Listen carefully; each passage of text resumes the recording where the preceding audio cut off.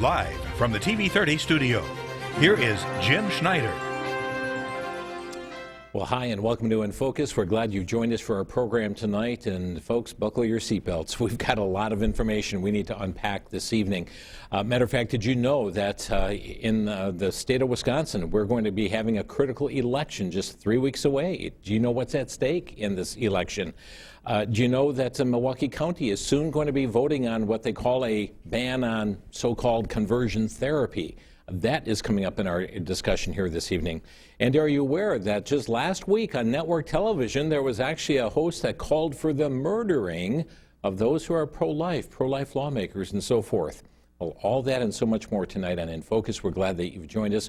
With us tonight, we welcome back Julaine Appling, who's back for our monthly legislative update. Julaine is president, Wisconsin Family Council. She also hosts Homefront on WVCY Radio, 107.7 FM every Wednesday afternoon at 3:15.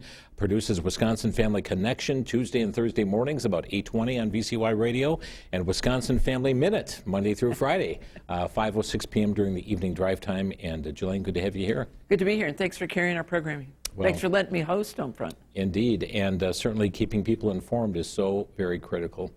Julaine, we're just going to get right into it because we've got a lot to unpack this evening. Last Mother's Day, I remember talking to you because we had just heard that there had been a firebombing taking place at the Wisconsin Family Council headquarters, and we saw the destruction that took place there, the graffiti, the threats that were there as well. And as we are not too far away from May, almost a year later, have they caught the individual? Has that individual been brought to justice who did this against your organization? No. About 6 weeks ago, the detective from the Madison Police Department, who was assigned to our case, came into my office and said, oh, by the way, I've got some FBI officials that would like to meet with you tomorrow. So I said, sure, bring them on. And there were 3 people from here in Milwaukee from the domestic terrorism squad. And they wanted to meet me in because it had some personnel changes. And they sat there across from me and said, we want you to know, Ms. Appling, that we are very aggressive on this case, that it is a high priority and we take it very seriously. And then I found out later that just the day before, there was a private investigation started from our friends over there in Buffalo who, with the Thomas More Society, they said, okay, fine, nobody's doing anything, so watch us. We're going to do our own private investigation. Right. I think that's what motivated them to come in and talk to me. And then the next day, the FBI issued that statement saying, if we're 10 of us who have been targeted, they were going to issue the $25,000 reward. Mind you, Jim, there's a $25,000 reward out there plus our $5,000 reward, and no one's come forward. No person of interest has been apprehended. No one's been brought in for questioning for hours. But that's right. It happened under the cloak of darkness. Yes. Which makes it very hard, if not impossible, for the FBI to figure out who did it. And I understand the tongue-in-cheek statement that you just made there, but that is really what the Department of Justice, the Attorney General, said, Merrick Garland, indicating as he was brought in on Capitol Hill to testify, and he basically said, and because they are, in essence, targeting pro-lifers and bringing them to task, to court, prosecuting them, but when they were asked about prosecuting that, and we're talking scores of pro-life centers, churches that have been vandalized, or threatening phone calls, the graffiti, the threats that have been coming in, and nobody's been brought to justice for this. And he said, well, that's because those things happen at nighttime, and it's harder to catch individuals at nighttime. Well, if we thought that they were struggling to do the right thing before he said that, I think he compounded our impression with that kind of statement. I actually laughed. I thought, why would anybody who's in charge of these agencies say something like that that is utterly ridiculous? Right. The FBI can certainly find people who do things under the cloak of darkness. I do understand. I think they've made 1 arrest out of the over 100 attacks. Ours is unique, Jim, because we weren't a pregnancy care center. We're not a church. We're a policy organization. And so we're the anomaly. We started it, but we're the anomaly. But it doesn't matter who it was that was attacked. They threatened us. I reminded the FBI, you do know that there's still an active threat on my life. That's what the sign said outside our office. Right. If abortions aren't safe, then you aren't either. Right. That's my team. That's our organization. And no, nothing to date. Nothing. And by the way, we did an open records request some time ago, and they denied it, saying it was an active, ongoing, investigation. And oh, by the way, they said, if you want information, call us. Interesting. And I don't see myself as a victim ever, really. But in this situation, we were the victim of a crime. And I said, the victim has to be the one that initiates the call to the police department to find out on any update on the case. There's just something that doesn't seem right about that. Right. So, we persevere. My office is rebuilt, and we're moving forward. But no one's been caught. Well, one thing is sure, as Scripture bears out, men love darkness rather than light because their deeds are evil. Now, I brought all that up because just this past Friday, there was actually a threat given, so to speak, on national television, The View, and we have Jane Fonda that is speaking with individuals there around the set and asked what they should be doing. They're dealing with pro-life legislation and so forth, and Jane Fonda actually advocates the murder of individuals. We're going to have you see as it as it all came forth on The View this past Friday, ABC. We have experienced many decades now of having agency over our body, of being able to determine when and how many children to have. We know what that feels like. We know what that's done for our lives. We're not going back. I don't care what the laws are. We're not going back. I think the women will rise up. That's the activist. That's Jane Speaking, and she probably will get a Nobel Prize. But it's the truth. Very soon. It is the truth. But We're not going to do it. Besides We're gonna marching and protesting, what else do you suggest? Well, it doesn't I thought of happen murder. overnight. It's not a miraculous. What did you say? Murder. She's kidding. Wait a second. She's just kidding. Don't say that. That's you don't know. They'll pick up on that and Yeah, just run that's with the it. worst. She's just joking. kidding. It's Well, let me talk to you about. Let's move on and talk about Jane's activism, which is legendary.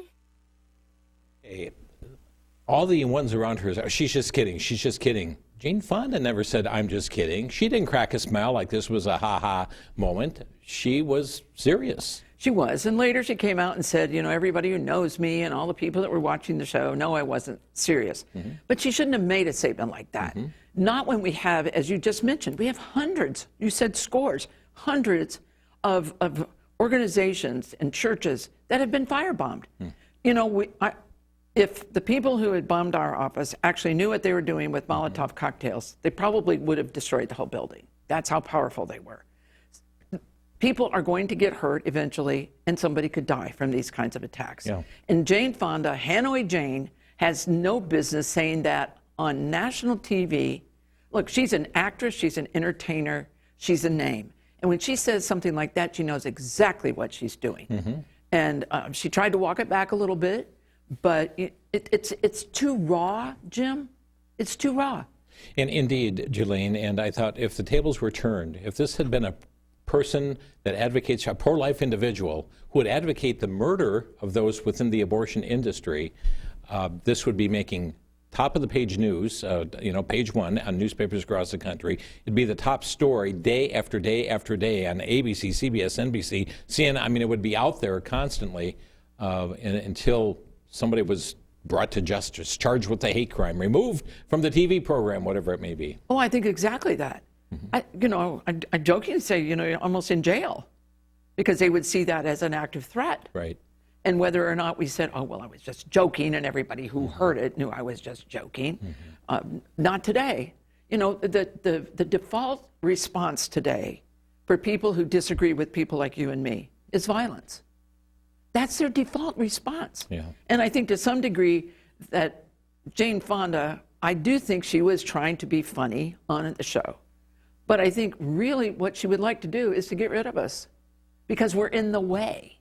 They want to silence us, sideline us, and sometimes even destroy us because we stand as the obstacle for them getting their way. Well, I bring that all up for something else is going on this past weekend, too. Canvassers were out, and we're going to be talking about the election here momentarily, but canvassers were out for the Protasewicz campaign and stopping at various homes, and one home that had a Choose Life license plate on the vehicle. They didn't stop at this home. They went to a neighbor instead, but they stopped at this individual's vehicle to take pictures of the license plate, of the vehicle, which made the homeowner feel rather uncomfortable. What is this? Why are they doing this? Are they going to come back and have some kind of revenge against me? What's going on here? Well, I wish I could say, oh, it was all harmless. But today we know that that kind of thing may not be. The people who oppose our views are I'm going to repeat this, but they know that in order to do what they want to do to get their agenda moved forward, whether it's on the abortion issue, the pro-life issue, or on the LGBTQ issue, parental rights, whatever it is, they got to get rid of the obstacle. And a Choose Life plate says to them, oh, there's somebody who opposes me, somebody who opposes my position. And by the way, it's not their position that they talk about. They talk about it very personally. Right. They oppose me, and so we as the recipients of that kind of thing are now edgy about it, and rightfully so. They're blowing up places. They blew up our office. Right. This is not. May I hasten to say too, though, Jim, we are not vengeful people. We're not. We're not looking. And those of us that have been, attacked in this way, what we want is true justice. When you break the law, you ought to be held responsible.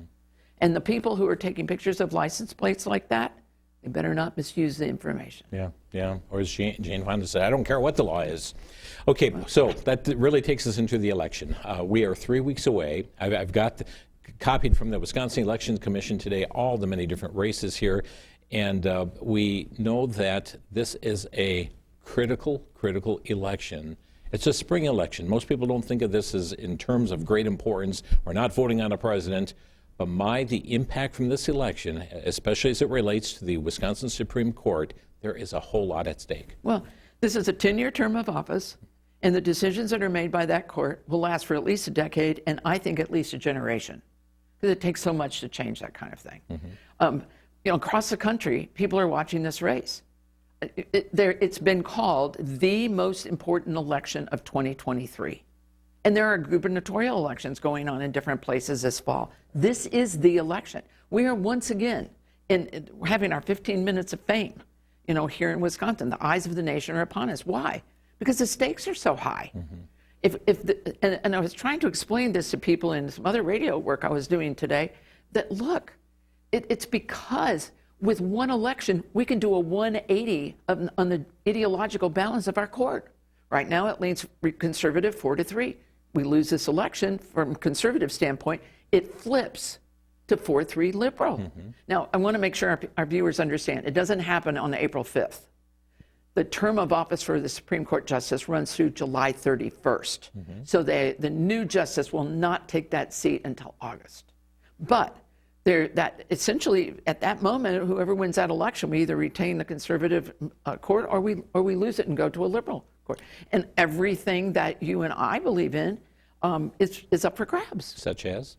Act 10, religious freedom, school choice, pro-life abortion issue, parental rights, the whole transgender thing, election reform, you name it. It is, so to speak, on the ballot.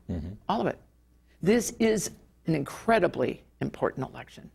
And, if there's a message that you and I can communicate tonight to the people who are watching this, regardless of when they see it, it is wake up. Do your best to get out and go vote. Make sure that's a priority, and go get other people to join you with this.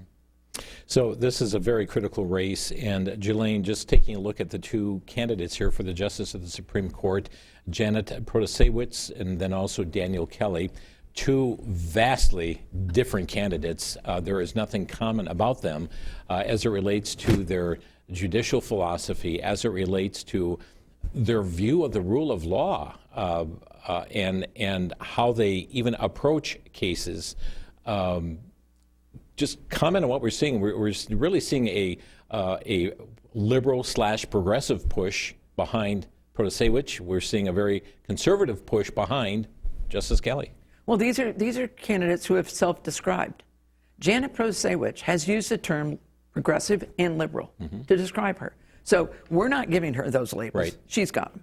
Daniel Kelly has used in much of his literature and much of his talk, he's a conservative jurist. We actually have 4 years of a track record for Daniel Kelly. he sat on the court for 4 years, and we saw a conservative jurist. They are light years apart. Janet Protasewicz has come. I think she's crossed the line. We have a code of ethics that for the jurist, and it says that you don't talk about in any kind of way that would give people an idea of how you might decide a case that would come before you. Janet Protasewicz is out there using words like, well, my personal values. I won't tell you exactly how I'll vote, but I'll tell you my personal values.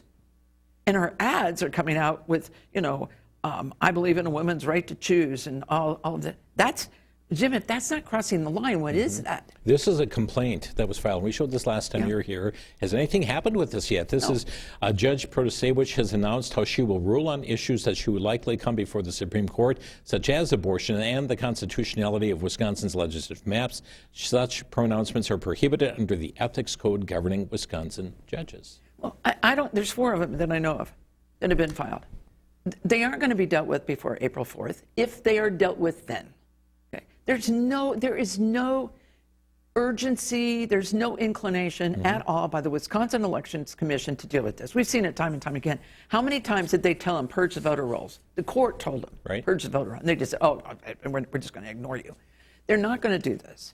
And so it's incumbent upon Wisconsin voters to understand who these candidates are. We've put out some voter information, educational voter information available on our website. It's in a little booklet type thing. Give out the website right away if you would. WI Family Council, COUNCIL.org. And it's one of the slides there on the homepage. It says, just click on that and it'll bring it right up for you. It's just educational information. I think one of the most telling things that we can help people with that don't want to explore in depth about a candidate is pay attention to who endorsed them. Janet Protasewicz has been endorsed by Planned Parenthood Advocates of Wisconsin, NARAL Pro-Choice, Emily's List. Emily's List is a national group, as is NARAL Pro-Choice, are national groups that are pro-abortion.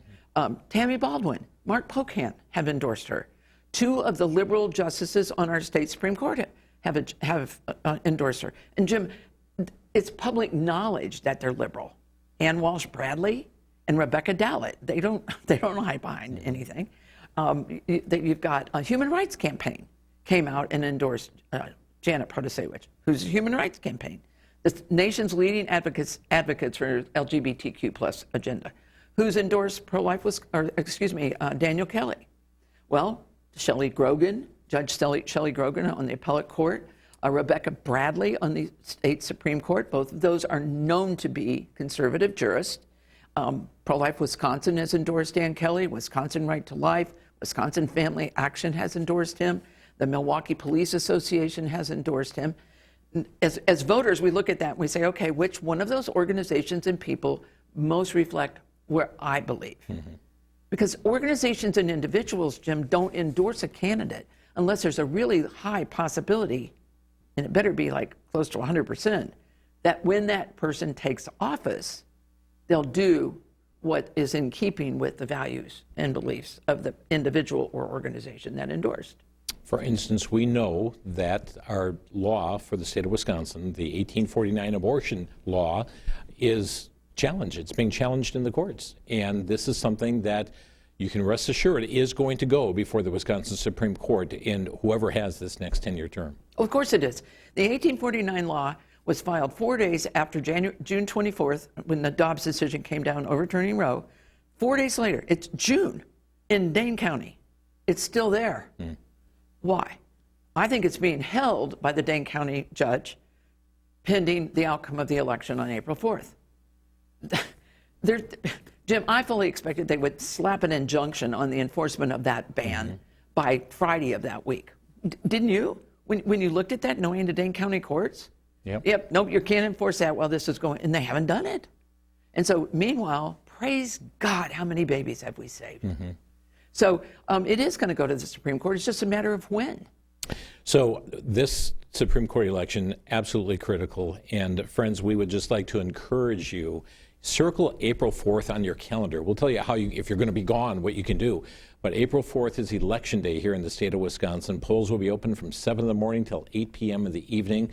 And if you have never voted before in an election, friends, you need to get registered. You need to cast your ballot. You need to be informed where the candidates stand on the issues, who the candidates are. We'll tell you how you can get that information as well to find out what's on your ballot. But friends, this is a critical election, not only Supreme Court, but also in Milwaukee, for instance, we have a appellate court position, both districts number 1 and 4. We see on the ballot there are many circuit court judges, school board seats in many, many communities. We'll talk about some referendum as well.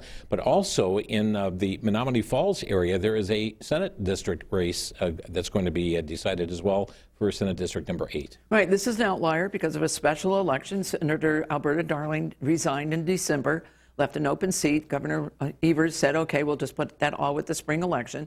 So we had the primary in that for the Republican side of that ballot in February, and now we have the general election on April 4th. So Representative Dan Knodel, who is currently serving in the Assembly from, I believe he's in Sussex, or I think he's from Sussex in that area, or Slinger, and a Democratic candidate are going head-to-head now. So and then that seat will be filled in our state Assembly. Our state Senate. Jody Habush-Sinkin. Right, and I'm very sure she must be related to the Habush and Rotier, or whatever it is now. But boy, she is ad after ad after ad after ad. So the Democrats want that seat very, very badly. Main reason? If the Republicans hold that seat, they maintain a veto-proof majority in the Senate. Now, there's not a veto-proof majority in the Assembly. I think there's 3 or 4 votes short there, but it's good to hold it. If something were to happen and there were resignations or something in the Assembly and the Republicans could get that, they could overturn all the governor's vetoes. So it is significant. So these issues are all on the ballot, as well as a number of referendum questions as well. And this is something that may catch you by surprise, and so we want to show you the wording that's going to be on them. There are going to be 3 questions on a statewide ballot, and then depending upon people's location where they live. Milwaukee County, we have a question. There are going to be school referenda question across the state as well in different locations. But Julaine, tell us about this first question here. State of Wisconsin, conditions of release before conviction referendum, question number 1. Well, questions 1 and 2 are related, and they go back to one issue, the bail issue. How much latitude do courts have in determining whether to release someone who has a charge against them, or do they, and can they impose a cash bail? They call it the no bail, low bail. So the first one has to do with somebody who's not done a violent crime. And it says that the judge needs to be able to take into consideration conditions that are, and the wording is designed to protect the community from serious harm. So it's giving the judge more tools to work with and more latitude to be able to put restrictions on that person who's been charged with a crime. And the second one, question number 2, is similar. But this one deals with violent crimes. And it lays out very, very specifically that if you read the language there, it's that they can impose a cash bail on that person. And they need to be, there's certain requirements that they are, or I shouldn't say requirements, but there's certain things that they are supposed to be taking into account. Such as their previous history. Previous history and likelihood of repeating, and the threat to the people in the community. So this came out of the Waukesha Holiday Parade incident. And we all remember what happened on that. The gentleman who did that had been let out from a previous charge on, I believe it was no bail, and it was Milwaukee, and came through Waukesha and killed, was it 6 people, I believe. And so this is why we started looking at whether or not the Constitution or something needed to be amended. By the way, normally this would not be a referendum. This would be a state law, not in our Constitution. It's in our Constitution because the governor would have vetoed it. Yeah. So rather than run the bill through, let the governor veto it, they put it on as a referendum.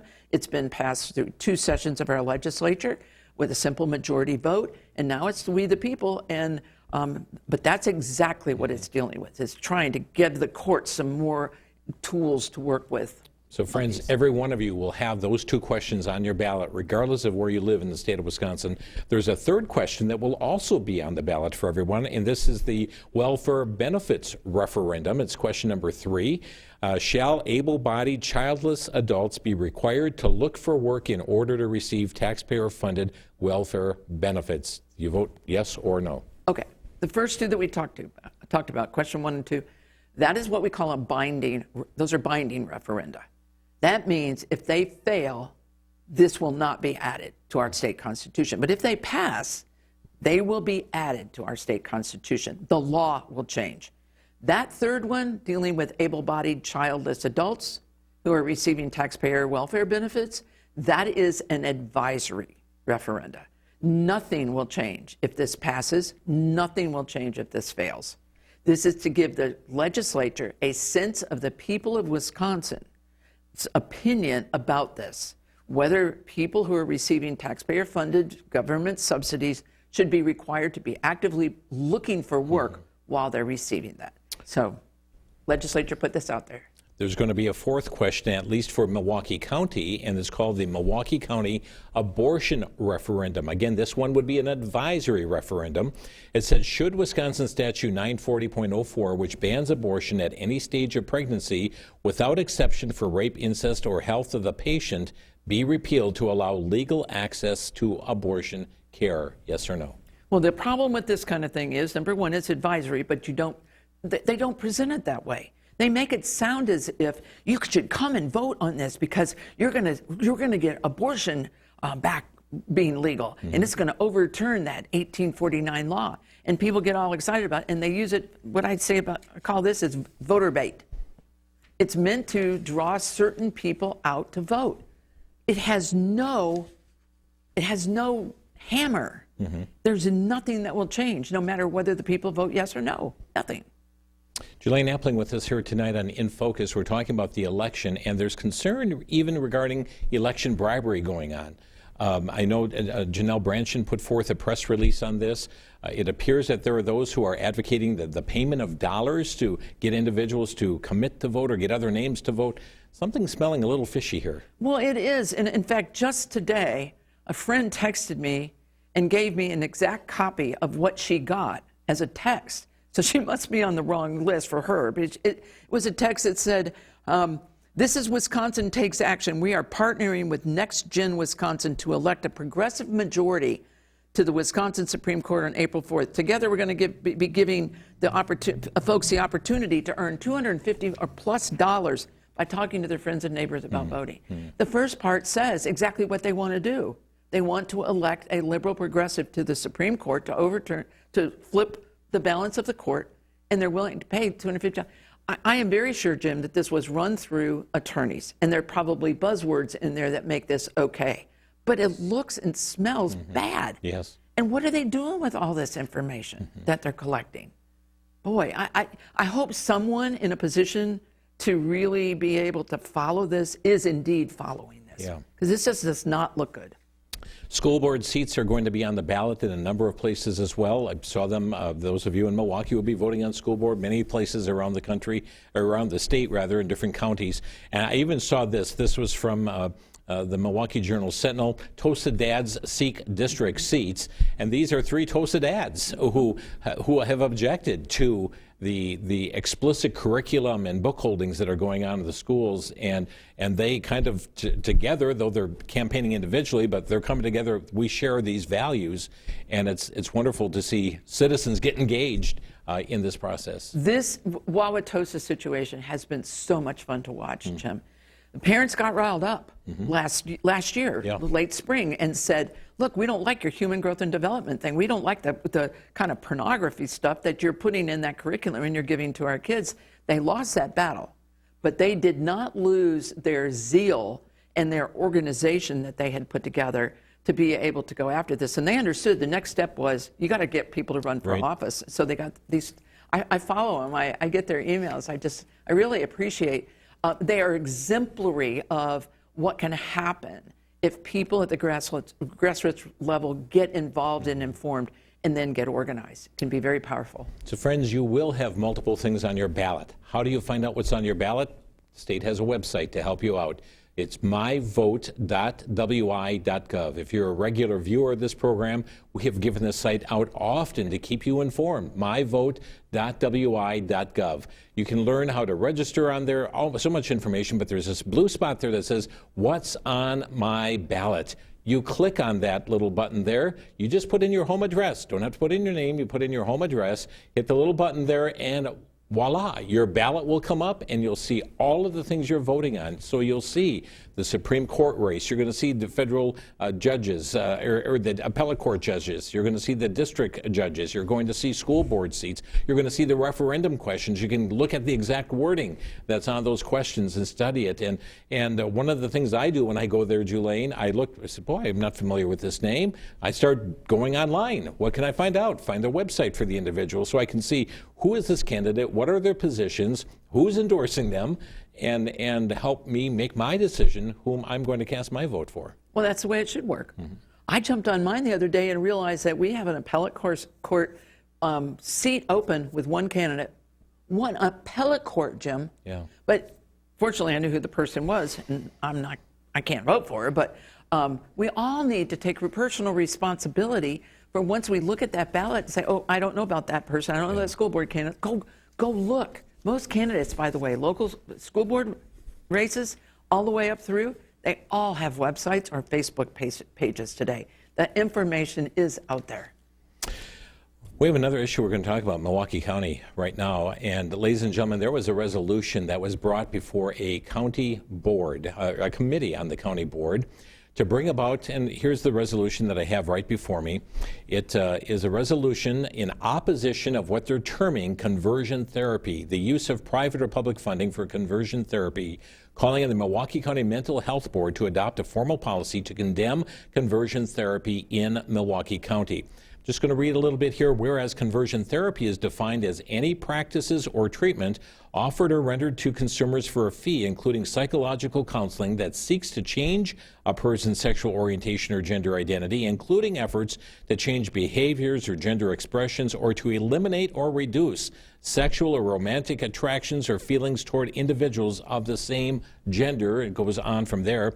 But I found also that it's resolved at the end that it condemns the use of conversion therapy to change a person's sexual orientation or gender identity, including efforts to change behaviors or gender expressions, eliminate or reduce sexual or romantic attractions or feelings toward individuals of the same gender.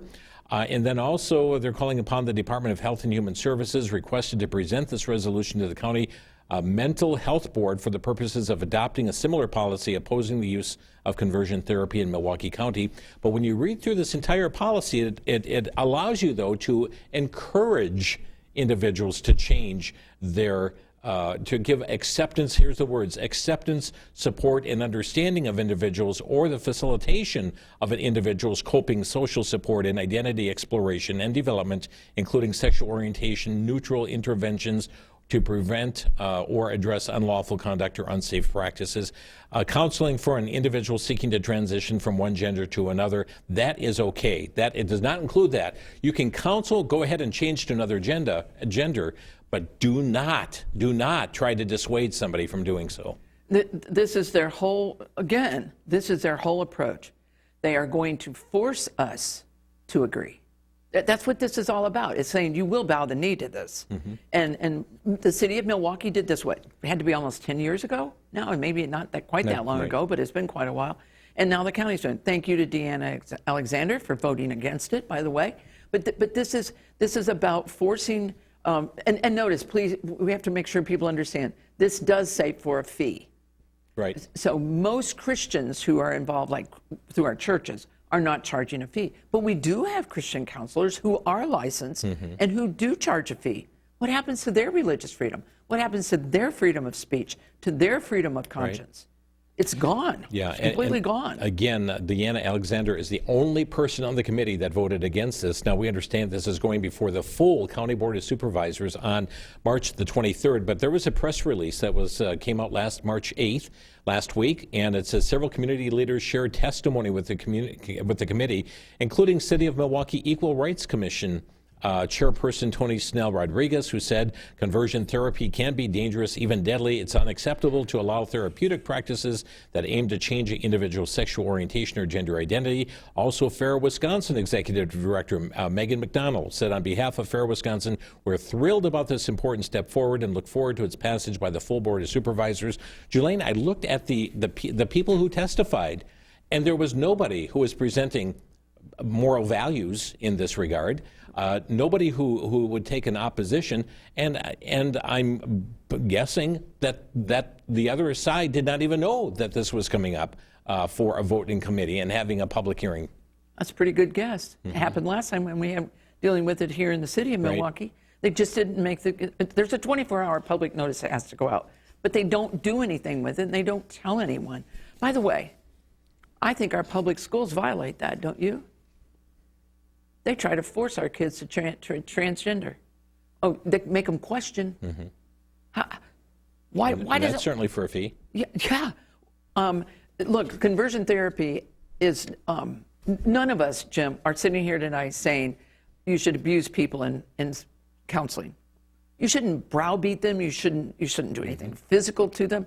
That's not what we're talking about. Right. We're talking about talk therapy that offers real help and real hope to people who are very, very confused and need that. They don't need to be encouraged to go down a path that's going to hurt them. And that's exactly what's happening here. It is, and keep in mind that this is coming up for a vote in less than 2 weeks now. And friends, you have a phone number. You can reach out to your Milwaukee County Supervisor, the Board of Supervisors number, 414-278-4222. That's 414-278-4222. But week after next, this is going to be on the, according to the press release, coming up on March the 23rd.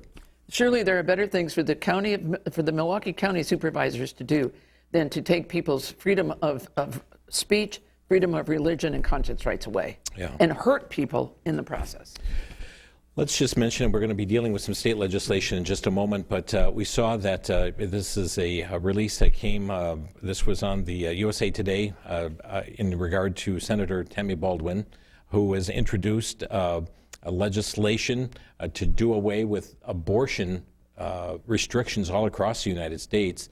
In essence, her legislation would be that which would allow for abortion on demand up until the second before birth. We knew this was coming.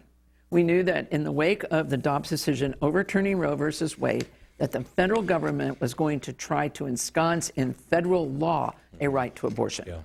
And so Tammy Baldwin is leading the way. She's our U.S. Senator. She's what we call the junior senator from Wisconsin. But she is, let's just talk about Tammy Baldwin real quickly, Jim. Tammy Baldwin is an openly homosexual woman who leads the LGBTQ caucus in Congress, in the Senate, and she has been openly pro-abortion throughout her entire elected tenure, which goes back to serving in our state legislature. That's who Tammy Baldwin is. And she is saying, hey, I'll lead the pack on this too. We're going to try to put into federal law a right to abortion. Julaine Appling with us tonight from Wisconsin Family Council. We'll be giving you their website here later in the program again, so be ready to jot it down. There's a couple of bills that are going to be up for a vote tomorrow, Tuesday, the 14th, in the Wisconsin State Assembly. This is one we talked about last time you were on with us. This is Assembly Bill number 3, relating to rules defining unprofessional conduct by marriage and family therapists, professionals, counselors, social workers. There are those who, when they will counsel an individual with unwanted same-sex attraction, they will, there are those who say, well, no, that is unprofessional conduct. But comment on this legislation. Well, this came out of the department, the licensing board for marriage and family therapists and counselors. And this goes back to about 3 or 4 years, and the legislature stopped it temporarily, and then this thing got enacted in December, so now the legislature had to take a next step. And basically what this is trying to force a conversion therapy ban all across the state, not just in Milwaukee County or the city of Milwaukee or whatever else, but wherever else it's been imposed on the people. So you're saying the Evers administration is trying to do this by rulemaking? Yeah, by rulemaking. And this legislation would say no. They had a public hearing in January, and before the committee that reviews the rules and regulations from the departments, and the committee voted along party lines to suspend this rule. Now, it's not indefinitely suspended, but it's suspended for a time. And they basically had to say, you don't get to write that kind of law. Yeah. And in part because the department had overstepped its boundaries and written beyond what it is supposed to do. So does this have to go to the Senate as well? Yes. Okay. So it has to go to the Senate, has to go to the governor. Okay. But they don't, isn't there ability to suspend rules even within the confines? I think you're right, Jim. I think if it goes to the Senate, and it has to go to the Senate and the Assembly, but I believe it does not go to the governor because they do have that so I retract my statement. Legislative oversight there. And there's also another piece that's being voted on to suspend a rule from the Elections Commission. This is Assembly Bill 4. Well, remember they put that emergency rule in that allowed, that in their opinion, gave legal authority to clerks to cure the envelopes for absentee ballots. That's what this does. This says, no. That emergency rule is done. You don't get to do that anymore.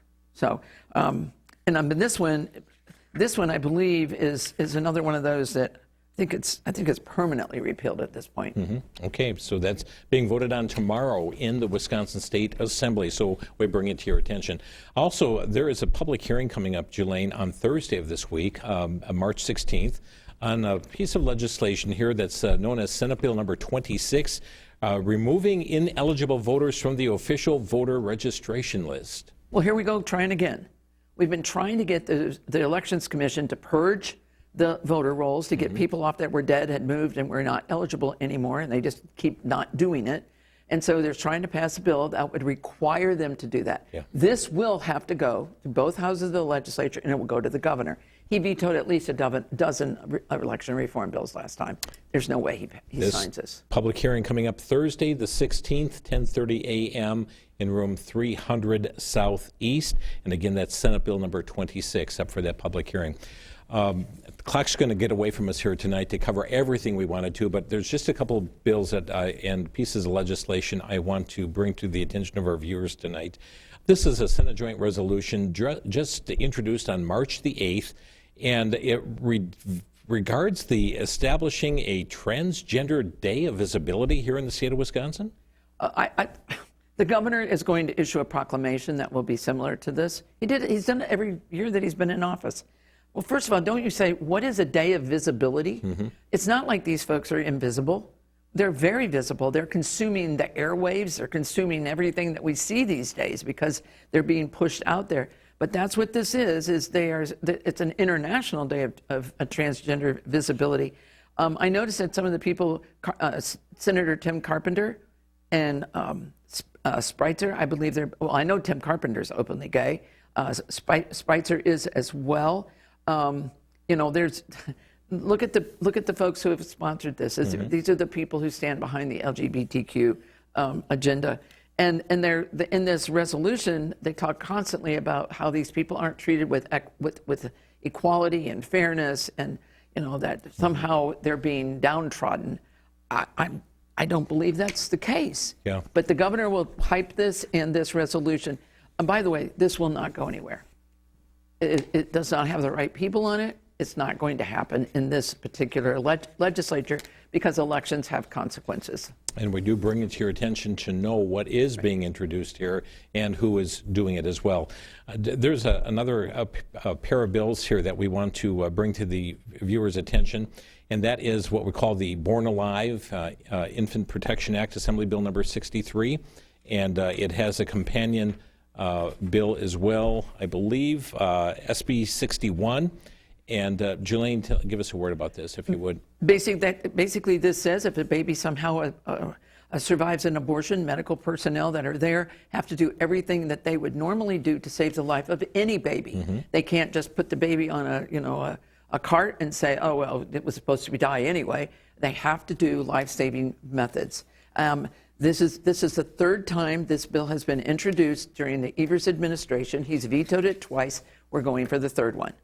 Okay. So, but that's what we call it. It's By the way, it is not an anti-abortion bill. It doesn't stop abortion. It tries to say, well, it does say, you have to try to save the life of a baby who somehow managed to survive an abortion. And let me mention this one as well. This is Assembly Bill 51. It has a Senate companion, Senate Bill 78, introduced in February here. And this would allow those who are covered under DACA to become, even though they're illegal aliens as such, but they would be able to become police officers, sheriff's deputies. Yeah, this is an interesting one. This is a mixed bag of people who have brought this out. There's well-known Republicans on here and well-known very liberal Democrats. And apparently somebody thinks that with the right information, they can clear these folks and be able to put them into significant positions in law enforcement. I think this is a tip of the hat to DACA and trying to find some middle ground maybe on this immigration thing. But I would ask Jim, is this in part because we are getting hard up for law enforcement? Because the law enforcement people have been so castigated and defunded that we're having real trouble trying to get people to go into that profession and keep us safe? Friends, we have more legislation, but we've only got a dozen minutes left, and we'd like to open some phone lines. Getting your take on just a number of issues here that we've talked about tonight. The April 4th election, certainly we've seen the threat that came forth from the view that came forth from Jane Fonda, murdered the pro-lifers.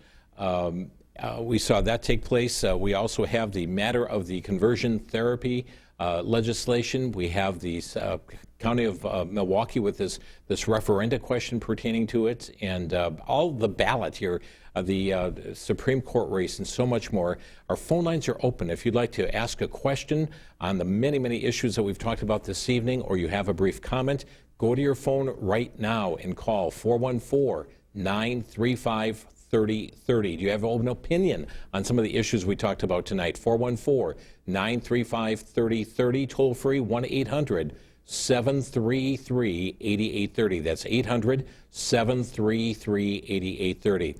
If you'd like to text in this evening, just include your first name and the city you're texting from, and you can send it to this text number, 414-439-3585. 414-439-3585. That is the text line this evening. And we'd like to encourage you to get in your call right away, get in your text right away. We'd like to hear from you. We've covered a lot of ground here this evening, a lot of information. And friends, we'd want to hear from you. This is a very, very critical election coming up on April 4th. We're going to begin with Beth in West Dallas. Hi, Beth, you're on the air. Yes, Julaine, I just want to say, we really appreciate all your hard work that you do. And some days I think about what you do, and it's got to be hard to be you because everybody's attacking you every day. But I just want to say, we do appreciate your hard work, and we do think you're one strong woman. And I admire you, to be honest with you.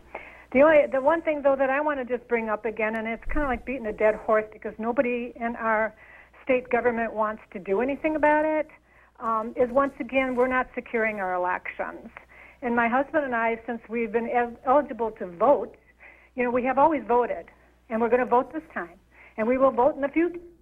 But the problem is if you don't fix the voting system, you're just going to get the same results. I'm sure the liberal judge is going to get in.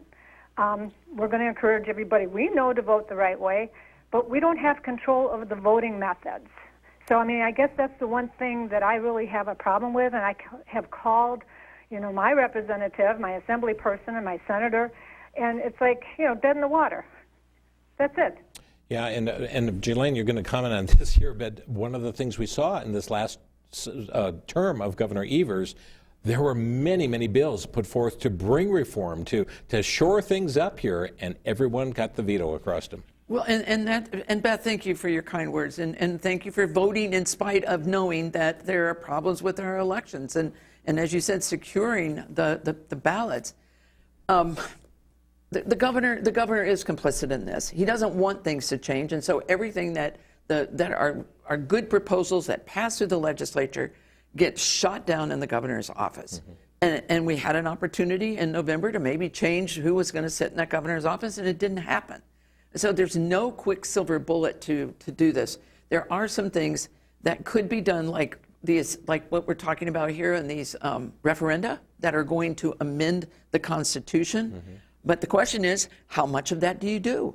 How many referenda are we going to put on the ballot for the people of Wisconsin to vote on? To keep amending the Constitution. And keep amending the Constitution. And, the legislature is making some choices on that. Now, they do have some that are ready to be put out as referenda that would amend the Constitution. They chose not to put them on the ballot this time.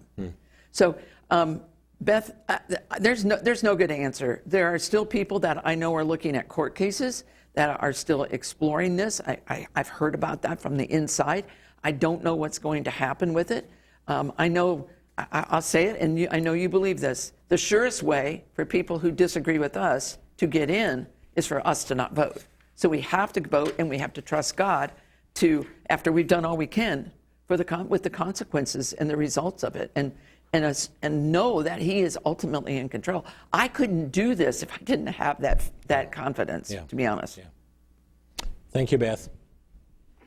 Let's go next to Diane in Milwaukee. Hi, Diane. You're on the air. Hi, this is Diane Garhart from Milwaukee. I have a concern about these abortions and all these children that are being aborted. And I'm sorry, but I think that they're not looking at the loss of income that these children and their progeny would have provided for our country.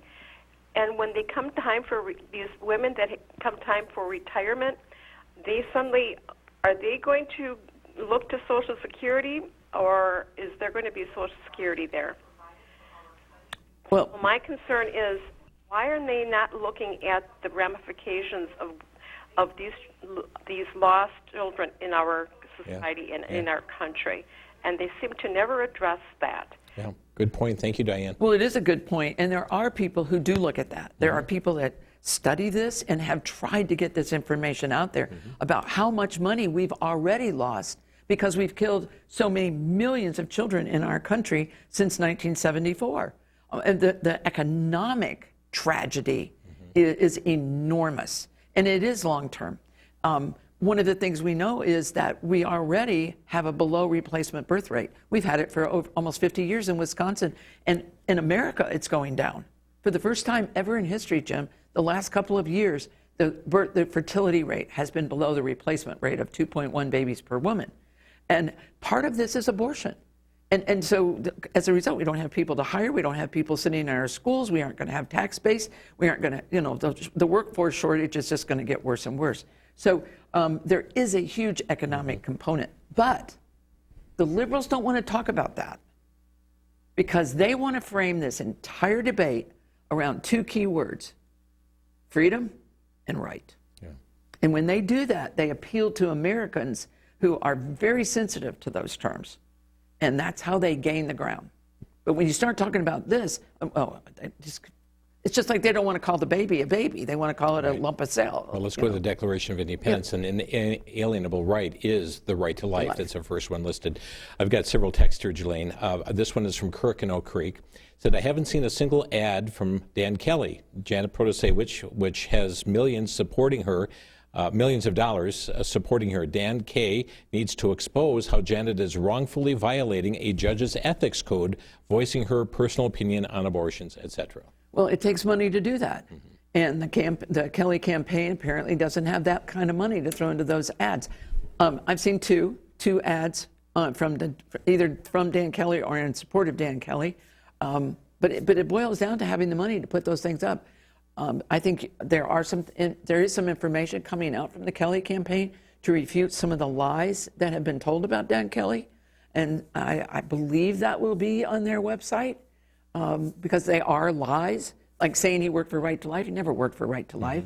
Saying that, I forget what all the lies are. They're so numerous. But it comes down to, Jim, being able to have the money to do it. We also have Shannon of Oak Creek referring to Alexander Hamilton Federalist Paper number 78, but saying Janet Protasiewicz is sending out the call, promising she'll be putting her thumb on the scales of justice. Justice is supposed to be impartial. Yeah, justice is supposed to be blind and impartial.